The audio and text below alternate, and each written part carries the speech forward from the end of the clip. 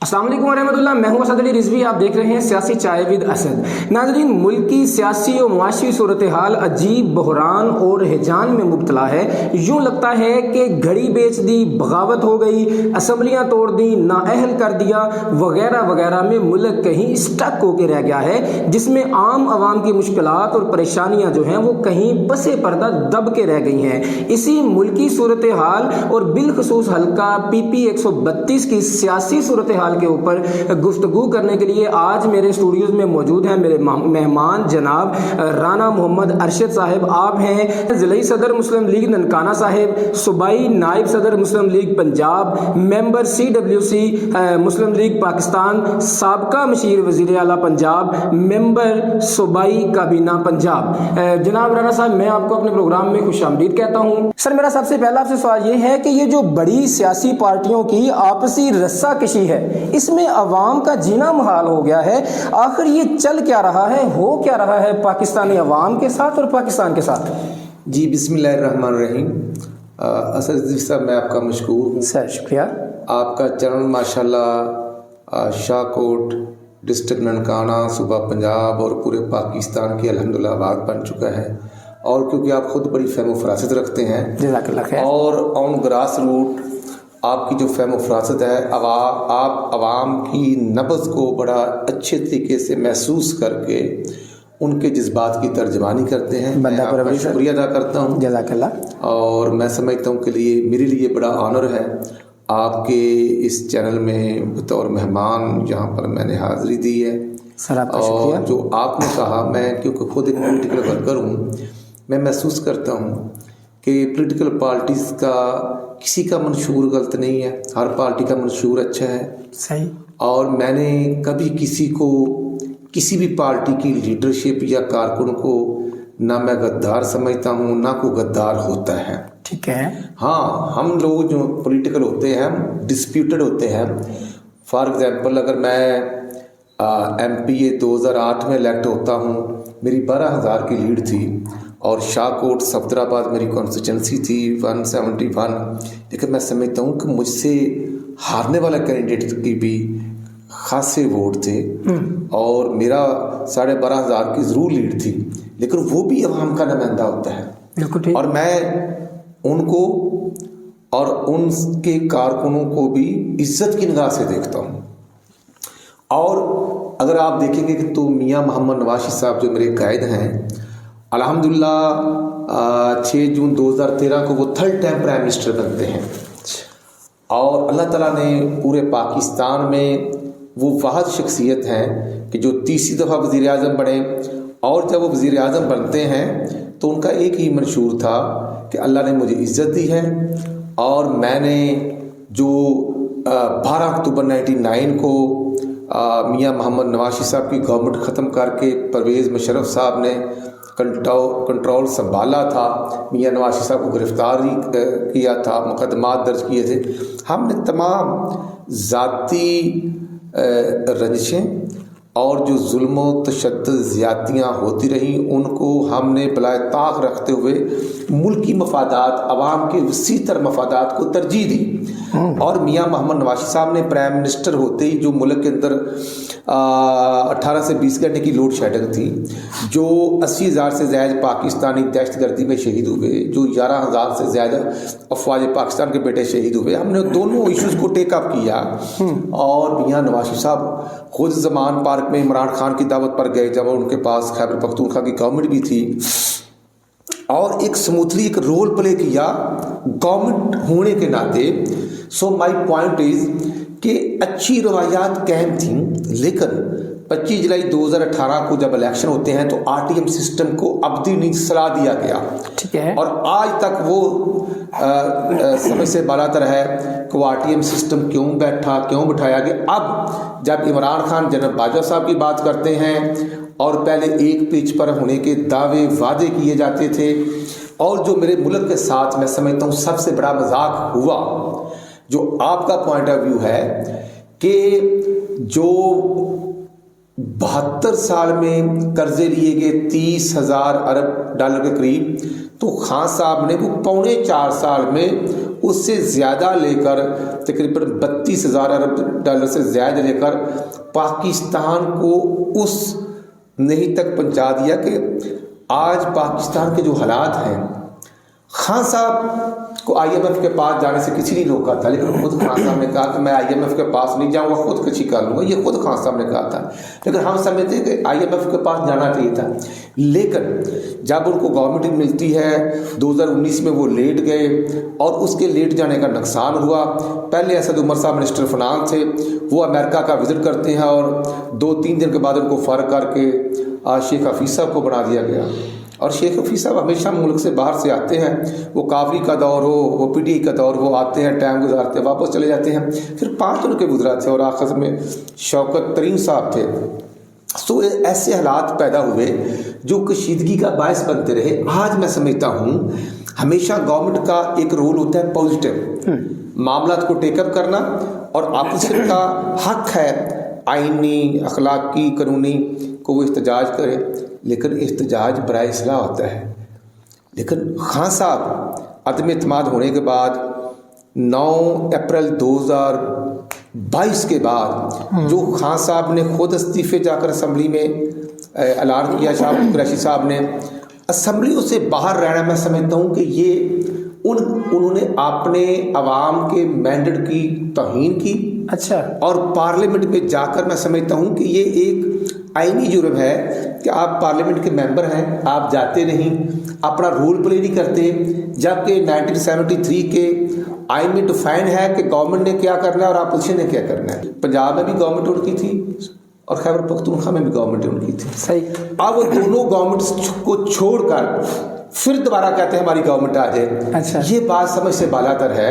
ان کو ڈیلیور کرنا چاہیے تھا، ان کو سیاسی چیزوں کو ٹیک اپ کر کے میں سمجھتا ہوں ذمہ دار کو فیسیلیٹیٹ کرنا چاہیے تھا، طلباء طالبات کو سہولتیں دینی چاہیے تھی، اس کے ساتھ ساتھ مزدور جو ہیں، جو میں سمجھتا ہوں کہ گورنمنٹ کے امپلائیز ہیں، ان کو فیسیلیٹیٹ کر کے اپنا پازیٹیو رول پلے کرنا چاہیے تھا، جو ان کا آئینی حق بھی، ذمہ داری بھی تھی اور ان کا حق بھی تھا، ان کو ایک رول پلے کر کے اپنی ذمہ داریوں سے وہ بالکل مشکلات ہوتی ہیں لیکن رول پلے کرنا پڑتا ہے، اور وہ ہمیشہ آئینی گورنمنٹ کی ذمہ داری ہوتی ہے کہ وہ پازیٹیولی عوام کی ایشوز کو ٹیک اپ کرے۔ صحیح۔ تو اب یہ جیسے کہ رانا صاحب کے ساتھ آپ کے بڑے قریبی تعلقات ہیں، تو یہ میں اس تعلقات کی بنا پہ بات کر رہا ہوں کہ یہ صحیح بات ہے کہ آپ پی ٹی آئی کے ساتھ پولیٹیکل وکٹیمائزیشن نہیں کر رہے؟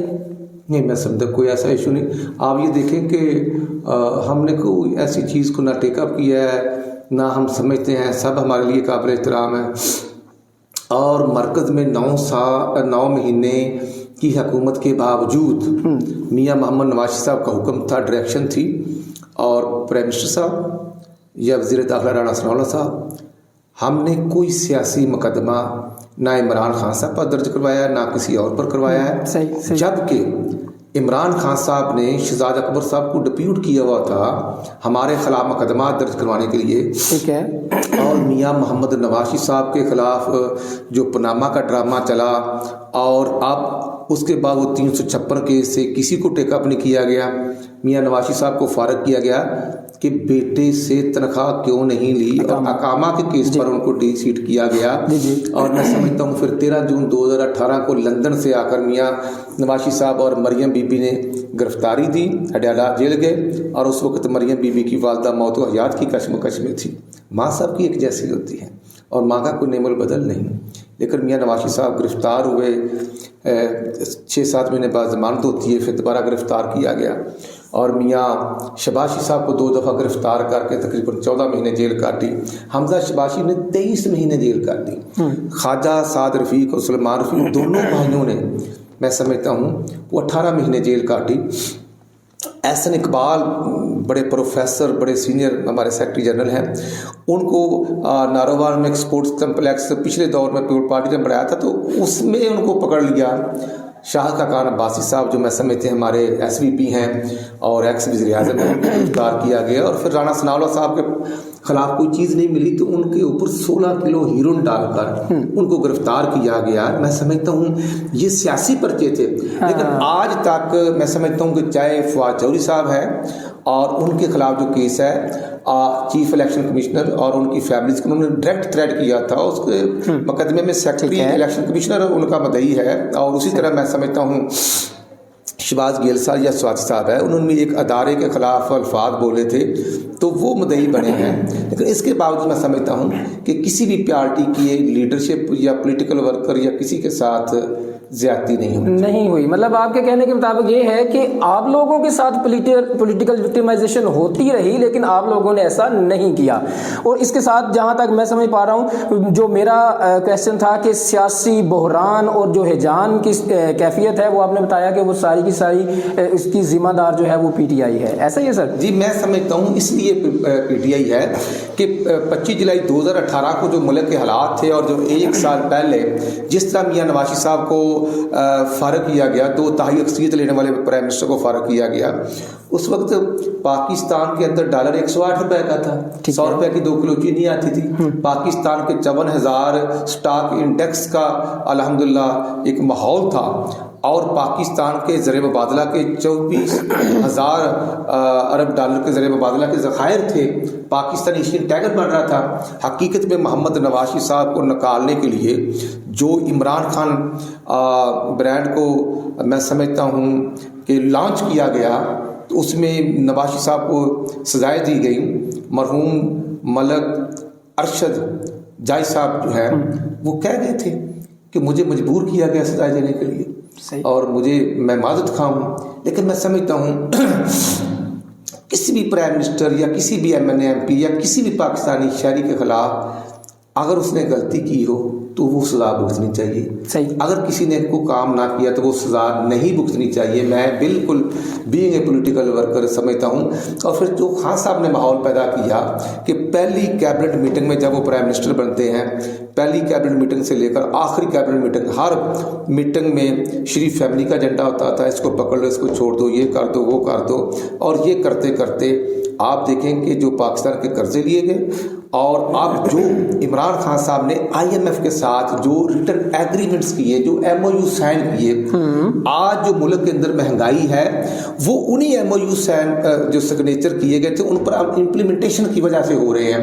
اور میاں نواز شریف صاحب، یا ہم سمجھتے ہیں کہ مہنگائی نہیں ہونی چاہیے، جب شہباز شریف صاحب پرائم منسٹر بنتے ہیں تو پہلے 1.5 مہینہ کرتا ہے پیٹرول کی قیمت نہیں بڑھی، لیکن وہ آئی ایم ایف کا پروگرام سسپینڈ تھا، ہم نے ان سے بات کی، پھر پروگرام چلا، اور اب جب ہم نے پچھلے مہینے 10 روپے پیٹرول سستا کیا تو آئی ایم ایف نے اپنا پروگرام سسپینڈ کر دیا، کیونکہ ریٹرن ایگریمنٹ میں تھا کہ جو پیٹرول یا ڈیزل پر لیوی ٹیکس ہے وہ 52 روپے کے قریب بڑھانا ہونا چاہیے، اور کیونکہ یہ کوئی 20 سے 25 روپے تھا، لہذا یہ ایک ایسی کنڈیشن تھی کہ سعودی عرب سے لے کر چائنا، یو اے ای، تمام مسلم فرینڈز، ہمارے جتنے دوست کنٹریز ہیں، سب نے ہمیں انکار کر دیا کہ آپ جو آئی ایم ایف کے ساتھ ریٹرن ایگریمنٹ ہے اس پر عمل کریں، تو ہم آپ کے ساتھ جو قرضے ہیں وہ شیڈول بھی کریں گے اور قرضے بھی دیں گے۔ میں سمجھتا ہوں یہ ڈاکومنٹ طور پر پروف موجود ہے، اور ہم نے کوئی نیا ایگریمنٹ آئی ایم ایف کے ساتھ نہیں کیا، یہ پچھلا تھا عمران خان صاحب کا کیا درا تھا، اور اس کے باوجود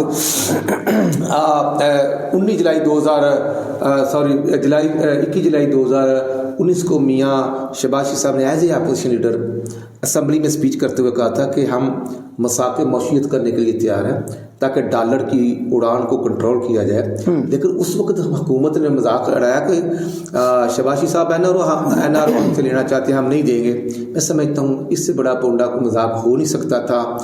آج کے جو حالات ہیں اس کی ذمہ داری 9 مہینے کی ہم قبول کرتے ہیں، لیکن اس سے پہلے جو خان صاحب نے کیا وہ عمران خان صاحب کے کھاتے میں ہوگا۔ جی بالکل سر، میں وہی بات کرنا چاہ رہا ہوں کہ ابھی آپ نے بتایا کہ 110 روپے ریٹ تھا ڈالر کا جب آپ کی حکومت جو ہے وہ عمران خان صاحب کے پاس گئی، تو سر یہ بھی تو بات ہے نا کہ جب وہاں سے حکومت آپ لوگوں کے پاس پہنچتی ہے 9-10 ماہ پہلے، تب ڈالر بھی تو 160 روپے کے راؤنڈ باؤٹ تھا، آج 260 کے راؤنڈ باؤٹ جا چکا ہے، تو یہ 9 ماہ میں اتنا زیادہ جو گیپ ہے یہ بھی تو آپ آن کریں گے نا؟ جی بالکل ہم آن کریں گے۔ 9 اپریل 2022 को डॉलर का और मार्केट का जो डिफरेंस था वो 192 रुपये तक डॉलर था, और जो फरोख्त हो रहा था वो गालबन 188 या 87 रुपये था। तो आप ये देखें कि जो डॉलर की उड़ान थी जो बढ़ती गई, हालात आउट ऑफ कंट्रोल हुए, और जो कर्जे रीशेड्यूल हुए। अब हमने नवंबर में 1 अरब डॉलर की किस्त वापस की है, अब जनवरी में 2.5 अरब डॉलर की किस्त है। तो ये कर्जे वो जो खान साहब ने लिए अब वो वापस करने हैं, और यही एक इशू है। लेकिन हमारे दौर में कोई 45-46 हज़ार का तोला जेवर था, ठीक है। और अब जब खान साहब की हुकूमत थी वो बिल्कुल 160-70 तक हुआ। आज मैं समझता हूँ कि बहुत मज़ीद महंगा हो चुका है। वो एक कंटिन्यूटी है जो महंगाई की थी, और वो नहीं कंट्रोल हुई, इसलिए नहीं हुई कि जो कर्जे लिए गए थे उनका अगर बर वक्त अच्छी जगह पर इस्तेमाल होता। जैसे हमने 12,000 मेगावाट बिजली बनाई, ये बिक्की पावर स्टेशन अल्हम्दुलिल्लाह 1230 मेगावाट का हमने पावर प्लांट लगाया। फिर कसूर में हेड बल्लो की हवेलियाँ बहादुर शाह पर लगा, और उसी तरह साहिवाल में कोयले का पहला जो पावर प्लांट है वो 1260 मेगावाट का। तो ये 5,000 मेगावाट तो हमने सूबाई गवर्नमेंट ने पैदा की थी। शबाशी साहब चीफ मिनिस्टर थे, मैं उनके साथ कैबिनेट मेंबर था, मेहनत करते थे, कोशिश करते थे, और अल्टीमेटली उसका हमें रिजल्ट भी मिला। लेकिन आज के जो हालात हैं, मैं समझता हूँ पंजाब में PTI की और खान साहब की और परवेज़ इलाही साहब की हुकूमत 4.5 साल रही है, उसी तरह खैबर पख्तूनख्वा में 9.5 साल रही है। ये उनको हिसाब देना पड़ेगा, और मरकज में 9 महीने का हमें हिसाब देना पड़ेगा, और हमसे पहले 3.25 साल का इमरान खान साहब को ये चीज़ कि आप कह रहे हैं कि जो 9 साल तकरीबन आपके आप कह रहे हैं कि जो 9 माह आपके पास थे उनका हिसाब आप देंगे। तो इसमें किसी हद तक ये चीज़ भी आप एक्सेप्ट करते हैं कि आपकी फिजिकल और मॉनिटरी पॉलिसीज जो हैं, जैसे कि पहले मिफ्ता साहब थे, फिर डार साहब आए, कहीं ना कहीं ये इनकी पॉलिसीज कोलैप्स की हैं। जैसे कि इन्होंने LCs जो है उसको बैन करना, वो भी जो है वो अवाम के हक में बेहतर ना गया। उसके बाद ये एक कैप लगा देना डॉलर रेट के ऊपर। तो ये सारी चीज़ें अगर देखें तो इनकी पॉलिसीज ने भी कहीं ना कहीं कोलैप्स किया है। तो इस वक्त जो है वो अवाम इसका बहुत भारी खुमियाजा भुगत रही है। इसको मानते हैं आप? जी साहब, बिल्कुल हमने कोशिश की है। मुफ्ता इस्माइल साहब ने बड़ी मेहनत की, वो इकोनॉमिस्ट हैं, मेहनत की है। डार साहब ने आकर 1.5-2 महीने डॉलर की कीमत को बिल्कुल मुस्तहकम किया। लेकिन अल्टीमेटली जब डॉलर आपके मुल्क से बाहर जा रहा है, चाहे वो चमन के बॉर्डर से जा रहा है, किसी भी तरीके से जा रहा है, वो नहीं जाना चाहिए था। अब इशू ये है ना कि हमारी मरकज में गवर्नमेंट है, तो सूबों में तो हमारा कंट्रोल नहीं है। सही। सूबों में थे आफ्टर 18 अमेंडमेंट, हर सूबे में जो चीफ मिनिस्टर होता है, चीफ सेक्रेटरी और IG उनको रिप्लाई करते हैं, और हमने जो चीज़ों की इम्प्लीमेंटेशन करवानी होती है अल्टीमेटली हमने सूबाई गवर्नमेंट्स के जरिए करवानी होती है। सही है। जैसे हमने कहा कि हमने ये एनर्जी सेविंग की बात करनी है, दुकानें रात 8:30 बजे करनी है बंद, तो PTI की गवर्नमेंट ने पंजाब और खैबर पख्तूनख्वा में डिनाई कर दिया, ऐसा नहीं करते हुआ है। बिल्कुल। उससे मैं समझता हूँ कि पंजाब में गंदम का रेट 2200 रुपये मन था, और आज भी वही रेट है।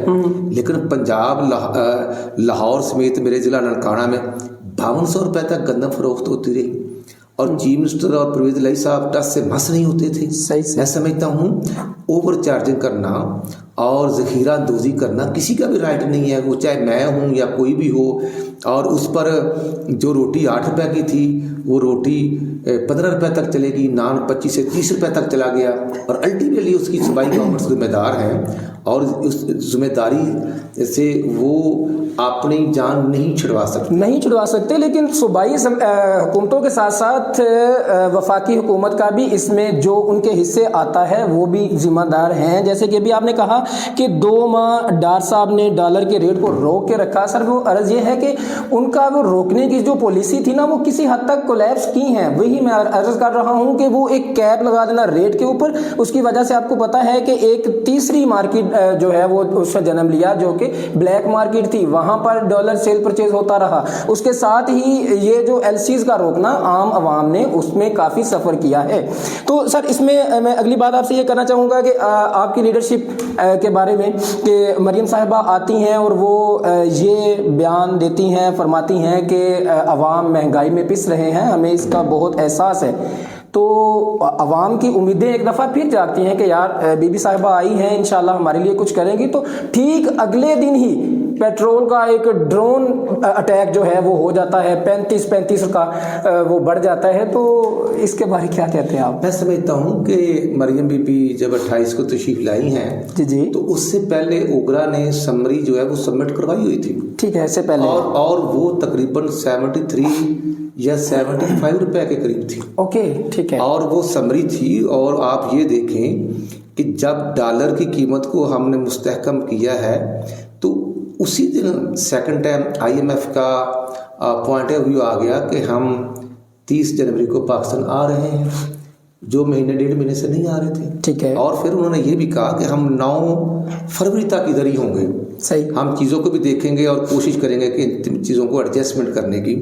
اور میں سمجھتا ہوں کہ یہ جو پٹرول کی قیمت ہے یہ بھی آئی ایم ایف کی ڈیمانڈ تھی. جی یہ تو ہم نے کوشش بھی کی. اور جو لاسٹ منتھ ڈار صاحب نے 10 روپے کمی کی تھی, ہم نے عوام کی چیزوں کو محسوس کرتے ہوئے کمی کی تھی. یہ میاں نواز صاحب کا حکم تھا, لیکن وہ آڑے آئی ہیں وہ تمام ٹرم اینڈ کنڈیشنز جو عمران خان صاحب اور ان کی گورنمنٹ نے ریٹرن ایگریمنٹس کے طور پر دی ہوئی تھی. اور وہ اگر نہ ہوتی تو دین جو ایگریمنٹ تھے وہ ریویو ہو سکتے تھے, دوبارہ ٹیبل ٹاک ہو سکتی تھی, ری شیڈول ہو سکتے تھے. لیکن کیونکہ ایک چیز جب ریٹرن آ جاتی ہے تو اس میں تمام جو ممبر تھے آئی ایم ایف کے اور آئی ایم ایف کے ڈائریکٹر اور تمام جو انتظامیہ ہیں وہ ہمارے تمام کوششوں کے باوجود ٹس سے مس نہیں ہوئے. اور ان کا ایک ہی پوائنٹ آف ویو تھا کہ جو ریٹرن ایگریمنٹس ہے اس پر عمل درآمد کیا جائے. اور وہ دکھی دل کے ساتھ ہمیں کرنا پڑا ہے. لیکن پھر میں آپ کو یقین دلاتا ہوں کہ انشاءاللہ ودن فیو ویکس انشاءاللہ ہم کوشش کر کے روپے کی قیمت کو مستحکم کر کے انشاءاللہ اس مہنگائی کو ختم کرنے کی پوری کوشش بھی کریں گے اور ہم ارادہ بھی رکھتے ہیں. جی یہ ایک اچھی نوید ہے ناظرین کے رانا صاحب بتا رہے ہیں کہ ہماری جو گورنمنٹ ہے اس کے اوپر بہت ورک کر رہی ہے اور ودن کچھ ویکس یہ معاملہ جو ہے وہ کافی حد تک کنٹرول ہو جائے گا.